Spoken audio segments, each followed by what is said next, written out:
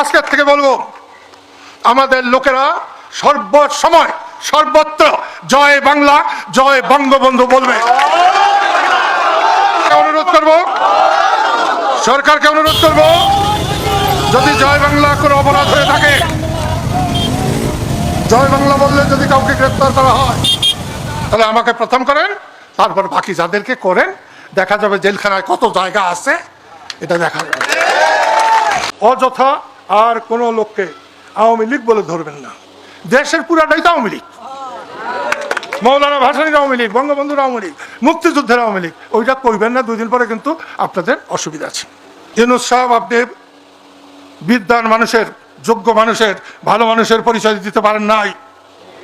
আমি নেত্রী শেখ হাসিনাকে আজকে একটা ধন্যবাদ দিতে চাই।